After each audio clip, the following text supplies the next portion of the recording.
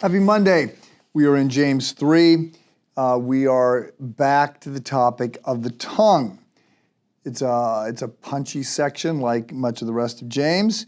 And as I have noted, this letter is very Jewish. James brings up a topic and then moves to another topic and then goes back to the first topic. And he develops certain topics over a sort of a long crescendo. Does that with money. He also does it with the tongue. So last week noted that the tongue was small like a ship's rudder. It was also powerful. It's hard to control. I talked about the fact that words matter. We did a scan of both the Old and New Testament of all these passages that tell us how important what we say is. I then identified 3 areas that we need to be on alert about. Gossip was the first one, and talked about that on Friday. So today it is, some translations say coarse, others say casual language. So let me say this is not a big issue for me in terms of my being sideways about it, but I think it deserves some attention because of what Scripture says here. So Thomas Jefferson said that when you're angry, count to 10. When you're really angry, count to 100. Mark Twain said, when you're angry, count to 4. When you're really angry, swear.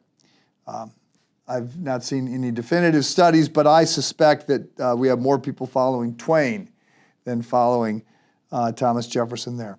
My counsel is to remember your audience. And I mean something very specific about that. So as an aside, let me say that one of the things that drives me crazy about my job is people's initial reaction when they find out what I do, which is why I can be very vague and cryptic in some settings. I don't lie, but I will, I'll say something like, I work in nonprofit space, or I work in leadership development, or I have a supervisory job, or I do public speaking. I mean, I don't want to say that I'm a pastor, because when I'm a pastor, when I say that, I get all kinds of responses, almost all of them being weird. So I've had people say, you're a pastor, wow, and you're wearing jeans. Or you're a pastor, huh, I don't like pastors. Or you're a pastor, who would imagine? I thought you were normal. I've had people assure me that they go to church and then ask me what church it is that they go to because they can't remember the name, which suggests maybe it's been a while. I've had a lot of people tell me that they're sure that being a pastor is very rewarding.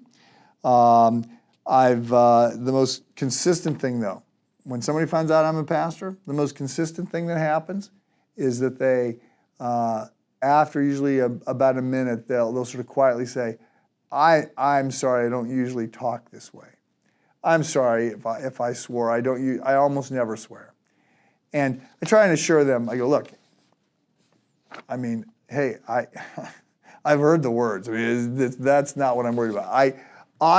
I really think, in the grand scheme of things, God is a lot more concerned about our actions towards others, our care for the poor, or other things than saying a 4-letter word. But I want to say this. The concern about your words is not, wow, there might be a pastor present. The concern about your words is that your words matter and they are said before God. We live our entire lives in the presence of God, and we are accountable for everything that we say. So I want to take you back, not to James, but to Christ's words in Matthew 12. He says, I tell you that men will have to give an account on the day of judgment for every careless word they have spoken.